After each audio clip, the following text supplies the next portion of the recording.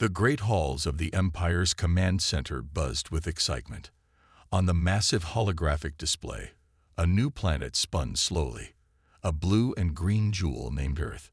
Admiral Stone of the Mars Defense Fleet would later mark this moment as the beginning of humanity's greatest challenge. Another primitive world, High Commander Gray of the Empire said, his scaled fingers tapping against his golden chair. Look at their vessels. They haven't even mastered faster than light travel. The Empire had ruled the galaxy for 10,000 years. 300 species served under their banner, all brought to heel through either diplomacy or force. They had never failed to conquer a world they set their eyes on. The scans show they have nuclear weapons, one of the junior officers reported, but nothing that could threaten our ships. High Commander Gray nodded. The Empire's ships had shields that could withstand the power of a dying star. What harm could a species do that still used chemical rockets to reach their own moon? Send the standard warning, Gray ordered. They have one planetary rotation to surrender and join the Empire. If they refuse, we take their Mars colony first. The message was sent. The Empire's diplomats expected the humans to be like all other species, awed by their technology, fearful of their power. They were wrong. Earth's response came quickly. We will not surrender. We will not bow. Come and find out why. In the Mars colony, Admiral Stone received the emergency transmission from Earth Command. He had only hours to prepare for the Empire's attack. Instead of panic, a strange calm fell over him and his forces. All civilians to the underground bunkers, he ordered. And get me Captain Wells of the Mining Guild. The Empire's first attack wave appeared exactly when they said they would. 20 ships, each the size of a small city, emerged from light speed. Their golden hulls gleamed in the dim Martian sunlight. Primitive species always make the same mistake, Fleet Commander Red told his crew. They think numbers and bravery can overcome technology. This will be over in minutes. The Empire ships moved forward in a perfect formation, their sensors detecting only a handful of small human vessels near the Mars colony. Most of the human ships were heading away from the battle. They flee already, Red laughed. Begin the bombing runs. Standard pattern. But Admiral Stone had studied warfare his entire life. He knew humanity's history of battles, of victories against superior forces. While the Empire saw fleeing ships, he saw his trap working perfectly. The fleeing ships were loaded with mining explosives from the Martian mines. Each carried enough power to crack open a mountain. As the Empire ships moved into position, the human vessels suddenly turned back. Sir, an Empire sensor operator shouted, the human ships are accelerating toward us. Red wasn't worried. Their shields could handle any primitive weapon. Let them come. Their sacrifice will teach the others. He never finished his sentence. The human ships, piloted by remote control, slammed into the Empire formation at full speed. The explosives weren't meant to break through shields. They were meant to overload them. Brilliant flashes lit up the Martian sky as 3 Empire ships lost power. Their shields collapsed. From the surface of Mars, hidden artillery positions opened fire. Rail guns launched depleted uranium shells at speeds that turned them into plasma. More Empire ships fell dark. Impossible, Red screamed as his fleet scattered. They're supposed to be primitive. The battle lasted 20 minutes. 6 Empire ships were destroyed. 4 more crippled. The rest retreated in disorder, their perfect formation shattered. For the first time in 1,000 years, an Empire attack force had been defeated. In the aftermath, Admiral Stone sent a simple message to Earth. First round goes to humanity. But on his private command channel, he added another note. They'll be back. And next time, they won't underestimate us. In the Empire Command Center, High Commander Gray received the battle reports with growing horror. These humans hadn't fought like any species they'd encountered before. They hadn't followed any of the standard battle doctrines. Send word to the Emperor, Gray ordered. We may have found something new in the galaxy, a species that makes war an art form. The Empire's easy victory had turned into a nightmare. And this was only the beginning. The Empire's war room had never been so quiet. Officers stared at battle recordings from Mars, watching again and again as their mighty ships fell to human tricks. High Commander Gray's face had turned pale. "Show me their history," he ordered. "I want to know everything about these humans." What the Empire's researchers found shocked them. Every other species they had conquered followed a similar pattern. They discovered fire, made tools, built cities, and eventually reached for the stars. But humans were different. "Sir," the lead researcher reported, "humans are the only species we found that made weapons before they made practically anything else. Their oldest tools and their oldest weapons are the same things." The massive screen showed human history. Stone weapons became bronze. Bronze became steel. Gunpowder weapons evolved into nuclear bombs. While other species were learning to farm, humans were already fighting wars. "That's not the worst part," another researcher added. "Look at this. They have thousands of different fighting styles. Every region of their planet developed its own way of combat. They've been fighting each other for their entire history." Gray watched the images with growing concern. Ancient battles flashed across the screen. Small forces defeating larger ones, primitive weapons overcoming advanced ones. Humans had been practicing the art of war since before they could write. "Sir," a military analyst stepped forward, "we found something else. The Mars defense wasn't luck. They used tactics from something they call guerrilla warfare. They'd been using these techniques for centuries." In another part of the command center, Fleet Commander Red faced questions about his defeat. His ships had been the pride of the Empire's navy. Now they were either destroyed or limping home for repairs. "They shouldn't have been able to do this," Red insisted. "Their technology is centuries behind ours." "Yet they did do it," a senior admiral replied. "And now we're learning why. These humans, they think differently. They don't fight like civilized beings." The research continued. Each new discovery about humanity made the Empire's officials more nervous. They found that humans had more words for different types of fighting than any other species. They had turned combat into both a science and an art. "Look at this," one analyst pointed to a screen. "When we attack other species, they either charge forward or retreat. Humans do both. They retreat, then attack, then retreat again. They break every rule of proper warfare." High Commander Gray called an emergency meeting of the Empire's War Council. The huge chamber filled with military leaders from across the galaxy. Many still couldn't believe that a primitive species had bloodied their nose. "We have two choices," Gray announced. "We can either admit defeat and leave human space." He paused as angry mutters filled the room. "Or we can launch a full invasion. But first, you need to see what we're dealing with." The lights dimmed. On the main screen, scenes from human wars played out. Soldiers fighting in deserts, in snow, in thick jungles. Massive tank battles, ships clashing on seas. Aircraft dueling in the skies. "How can they be so good at war?" someone asked. "They're barely out of their Stone Age." "Because," Gray answered grimly, "they'd been practicing since their Stone Age. Every other species gave up war when they reached the stars. Humans, they're just getting started." The War Council voted unanimously. They would launch a full invasion of Earth. Their pride wouldn't let them retreat from primitives, no matter how dangerous those primitives might be. "Deploy the main fleet," Gray ordered. "We'll show these humans what real power looks like." But in his private quarters later that night, Gray recorded a personal message. "We face something new. A species that has turned violence into an art form. They lack our technology, but they make up for it with endless creativity in dealing death. May the stars help us all." As the Empire's massive invasion fleet gathered, Earth's defenders prepared.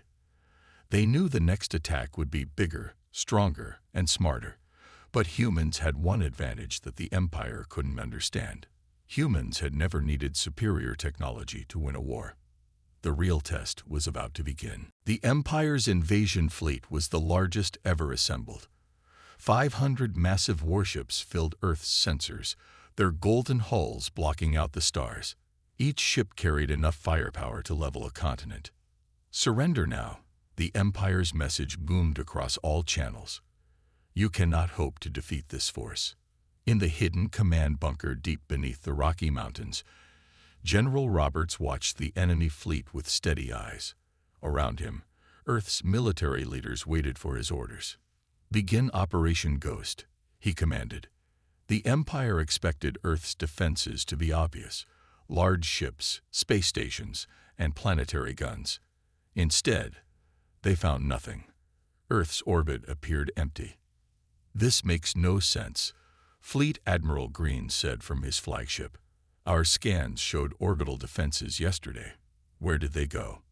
The answer came in the form of thousands of small dots appearing on their sensors. Earth had launched what looked like debris into space, chunks of metal no bigger than cars. "Space junk," Green laughed. "This is their defense." The debris cloud drifted toward the Empire fleet. Green ordered his ships to ignore it. Their shields could handle any impacts. That was his first mistake. Each piece of debris was actually a miniature stealth ship. When they got close enough, they switched on their engines. Thousands of tiny vessels darted between the Empire's massive warships. "What are they doing?" Green demanded.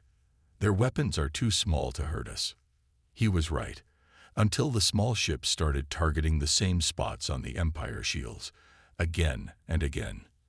Like water wearing away rock, they created weak points. "Impossible," Green shouted as the first shield failed. "They're using primitive kinetic weapons." But humans had learned long ago that enough small hits in the right place could bring down any giant. The tiny ships kept coming, kept hitting the same spots. 20 Empire ships lost shields, then 50, then 100. The mighty fleet began to break formation. "Launch fighters," Green ordered, but the human ships were too small, too quick.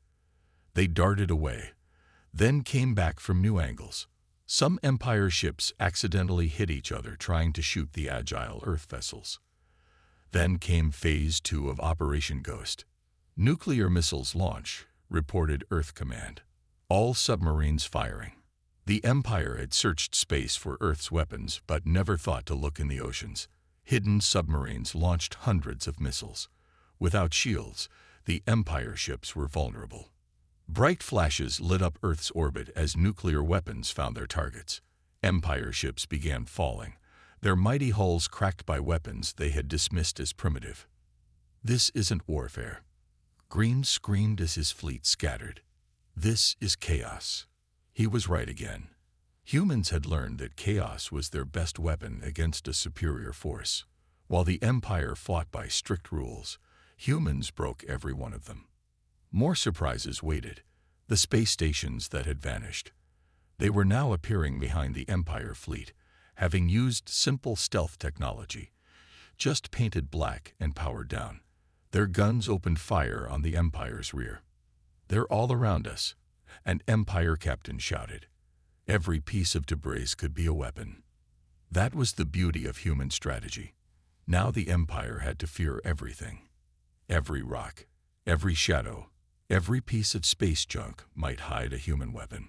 Admiral Green watched in horror as his perfect fleet fell into disarray. A third of his ships were destroyed or disabled. Another third had fled. The rest were surrounded. "Fall back," he ordered. "Full retreat." As the Empire ships fled Earth's orbit, General Roberts allowed himself a small smile. "Send word to all commands," he said. "The Empire now knows why you don't corner a species that has spent its entire history learning to fight." But his smile faded quickly. This victory, while impressive, was just the beginning. The Empire would be back, and they would learn from their mistakes. They wanted to fight a civilized war, Roberts told his staff. "We showed them that no war is civilized. Now they'll be angry. Now they'll be afraid. And that makes them even more dangerous." Earth had won again, But the real war was just starting. The Empire would return, and next time, they would be ready for human tricks. But they would learn that humans had an endless supply of tricks to try. Dr. White, the Empire's chief military psychologist, stood before the War Council with shaking hands. His latest report had caused an uproar among the Empire's highest commanders.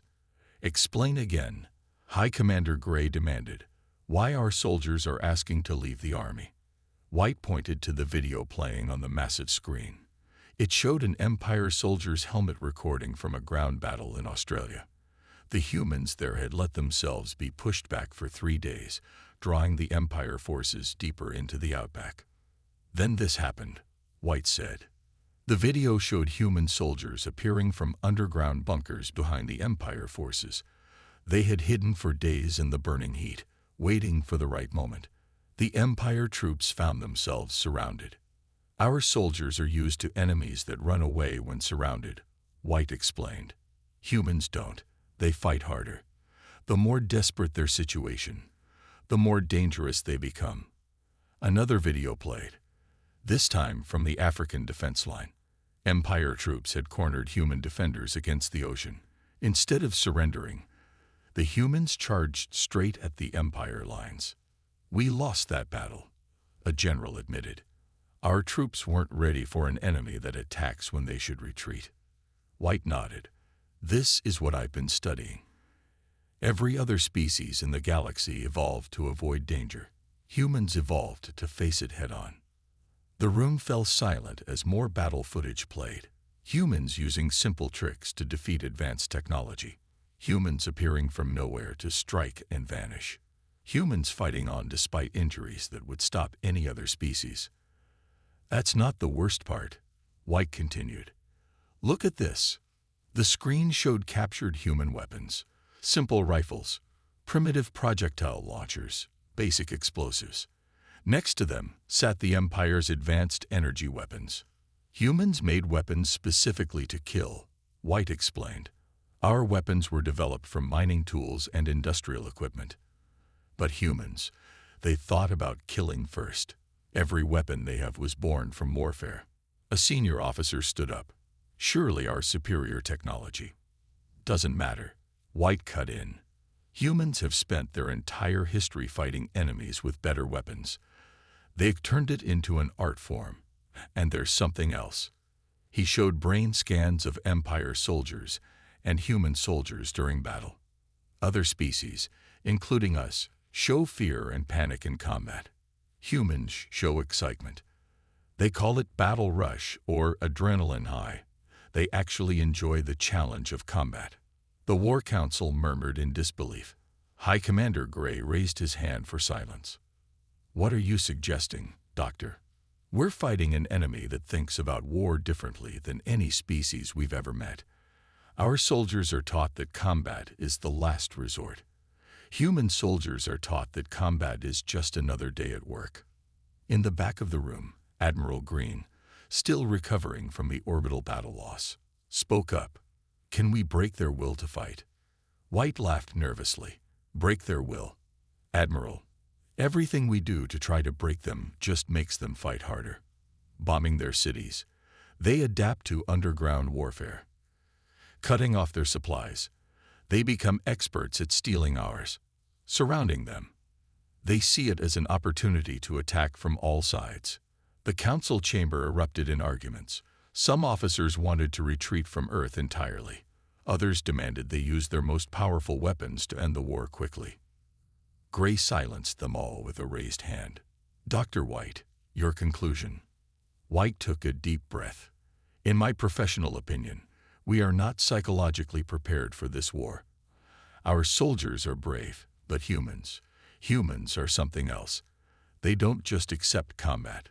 They excel in it. They plan for it. They train for it. Some even live for it." He pointed to one final image, a human child playing with a toy soldier. "They start preparing for war before they can even walk. While our children learn about peace, their children learn about battle strategies. We are fighting an entire species that has spent its whole existence getting ready for this moment." The room fell silent again. Every officer there realized the same thing. They hadn't just found a new enemy. They had found a species that might be better at war than the Empire itself. And that was terrifying. The Empire's captured warship hung in Earth's orbit like a trophy. For 3 months, the best human engineers had been taking it apart, learning its secrets. They called it Project Mirror. Head engineer Miller stood before the world's military leaders, holding a piece of Empire technology in his hands. "We've done it," he announced. "We understand how their faster-than-light drives work." General Roberts leaned forward. "How long until we can build our own?" "Build them," Miller smiled. "We've already built 5, and we made them better." This was humanity's greatest strength, not just copying technology, but improving it. The Empire had used the same designs for 1,000 years. Humans looked at those designs and immediately saw ways to make them stronger, faster, and deadlier. "Show them," Roberts ordered. The main screen lit up, showing Earth's first warships built with Empire technology. They were smaller than Empire ships, but faster. Where Empire ships were bright and golden, Earth's ships were dark and hard to see against space. While Empire ships were beautiful, Earth's ships were built for one purpose: war. "We took their shield technology," Miller explained, "and found out it could be tuned to absorb energy instead of just blocking it. Their own weapons will make our shields stronger." Another engineer stepped forward with more captured technology. "Their communication systems use basic codes that haven't been updated in centuries. We can listen to everything they say. They still can't detect our signals." The Empire had never needed to improve their technology because no one had ever challenged them.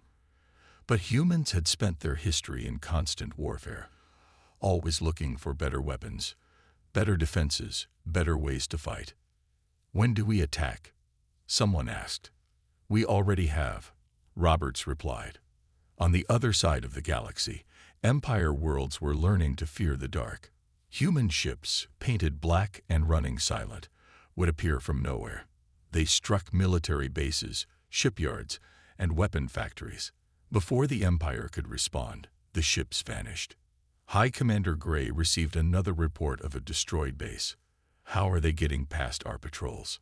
"They're using our own sensor technology against us," an analyst explained. "They found the blind spots in our systems, spots we never fixed because no one ever exploited them before." The Empire had built their defenses to stop enemies they understood, but humans thought differently. They didn't try to match the Empire's strength.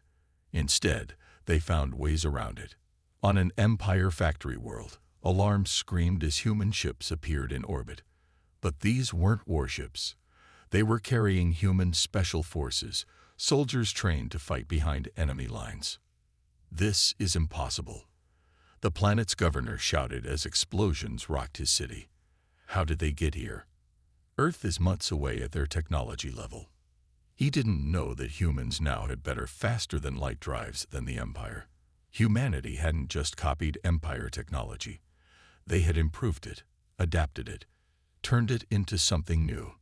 In the Empire's capital, other species watched with growing interest. They saw humans doing what they had thought impossible, beating the Empire at its own game. Some began to wonder if they too could fight back.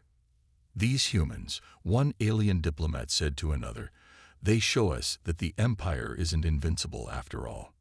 Back on Earth, more ships were being built. Each one carried improvements, new weapons, better defenses. Humans took Empire technology and changed it in ways the Empire had never imagined.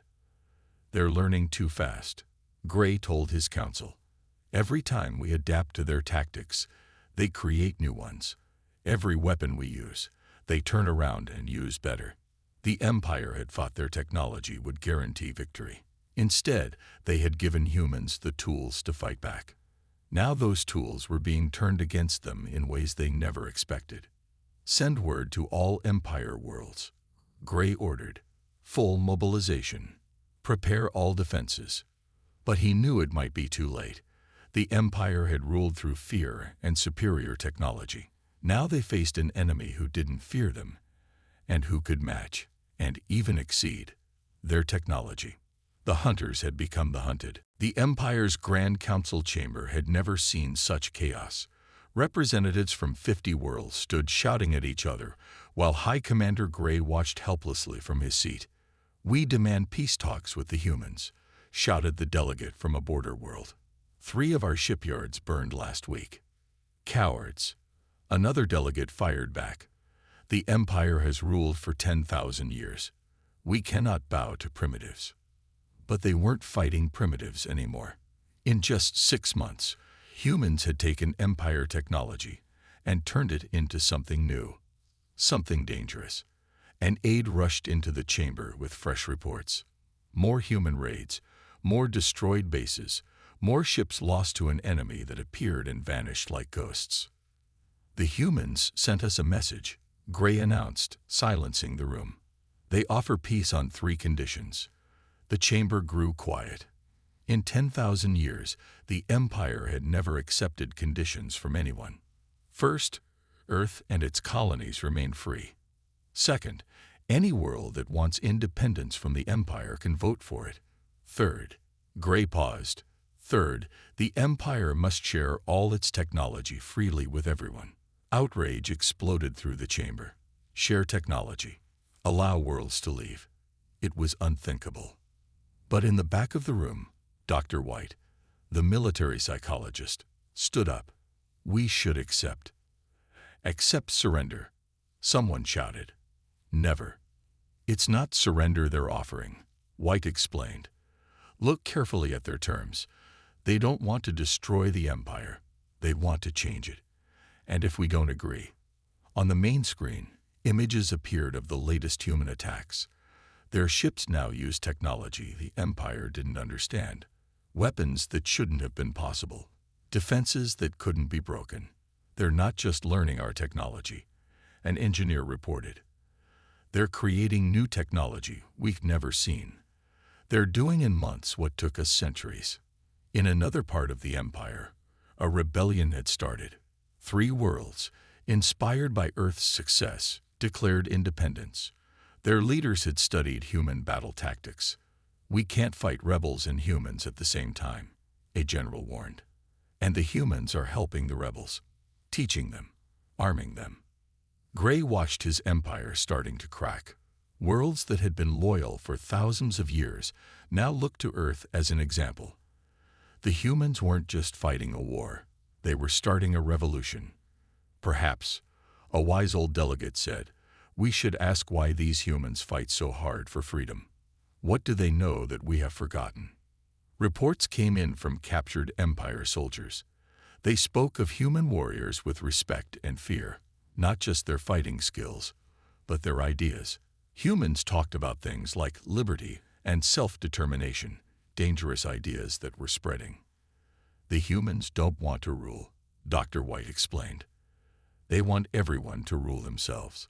That's more dangerous to us than any weapon." In orbit around Earth, human ships prepared for their biggest attack yet. If the Empire rejected peace, humanity would take the war to their capital worlds. "We're ready," General Roberts told his fleet commanders. "If they want peace, we'll have peace. If they want war..." He looked at his new ships, built with technology the Empire couldn't match. "We'll show them why humans always fight hardest for freedom." Back in the Empire's council chamber, the debate raged on. Some wanted to surrender. Others wanted to fight to the last ship. The Empire was tearing itself apart. "We must decide," Gray announced. "Accept their terms or face total war." The Empire had never lost a war in 10,000 years, but they had never faced humans before. Never faced an enemy that fought smarter, not just harder. Never faced an enemy that could take their own technology and make it better. And they had never faced an enemy whose ideas were more dangerous than their weapons. As the council argued, Gray looked at the latest battle reports and made his decision. The Empire would have to change, or it would not survive. The age of absolute power was ending. The humans had shown the galaxy another way. The galaxy would remember this day.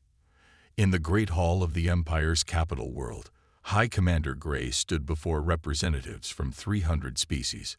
Behind him, human diplomats watched silently.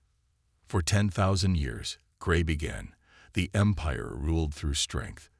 Today, we learn wisdom instead.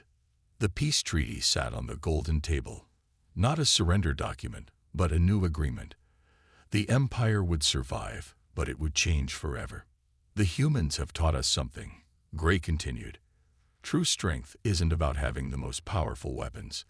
It's about having the wisdom to know when not to use them. General Roberts, representing Earth, stepped forward. 6 months ago, he had led armies against the Empire. Now he came offering peace. We never wanted to destroy the Empire, Roberts said. We only wanted to show you a better way. The terms were simple. Earth and its colonies would remain free. Any world in the Empire could vote for independence. All technology would be shared freely among species. The Empire would become a trade alliance instead of a ruling power. But before we sign, Roberts added, we have a warning for the galaxy. The room grew quiet. On the massive screens, images appeared of Earth's history, not the battles this time, but the aftermath. Scenes of humans rebuilding after wars, helping former enemies, turning battlefields into farms. Humans don't just know war, Roberts explained. We know peace. We know that the hardest battle isn't fighting. It's learning to stop fighting. Gray nodded. He had seen human bases where enemy prisoners were treated like guests. He had watched human doctors heal wounded Empire soldiers. Things no other species had ever done in war. The Empire taught fear, Gray told the assembly. Humans teach something else. They show us that enemies can become friends. That power should serve freedom, not control it. Across the galaxy, worlds that had lived under Empire rule for thousands of years watched the broadcast. They saw something new, a species that could win a war without destroying its enemy. Remember this warning, Roberts said. If you come to Earth in peace, you'll find no better friends. If you come for war, he paused. Well, you've seen what happens. The treaty was signed. As news spread, celebrations erupted on countless worlds. The Empire wasn't gone, but it was transformed. In place of golden warships, trade vessels would link the stars. In Earth's orbit, human ships began powering down their weapons. Among them were new vessels built by former Empire worlds, using human improvements to Empire technology. Dr. White, still studying human behavior, made his final report. The most remarkable thing about humans isn't their skill at war. It's their ability to make peace with anyone, even former enemies. He showed videos of human children playing with alien children on newly freed worlds, former Empire soldiers learning Earth sports, humans teaching other species not just how to fight, but when not to fight. We still don't fully understand them, White admitted. They can be the deadliest warriors or the kindest friends. They build weapons that can destroy worlds, then use their power to protect the weak. High Commander Gray, his role now changed from military leader to peace coordinator, sent a final message to all worlds. Let it be known across the stars. Earth is not to be feared. It is to be learned from. They are a species that mastered war not because they loved it, but because they understood its cost. They fight not for glory, but for freedom, not just their own, but for anyone who asks for help. In the years that followed, the galaxy changed. Trade replaced conquest. Ideas flowed freely between worlds. And at the center of it all was Earth, teaching others what humans had learned through their long history of war and peace. On a monument built in the Empire's capital, new words were carved. Beware the humans, not because they are cruel, but because they are kind. Not because they are weak, but because they are strong enough to choose peace. And most of all, because they will fight with all their power not to rule the galaxy, but to ensure no one else does either. The age of empire was over. The age of freedom had begun. And it all started because someone thought humans would be easy to conquer.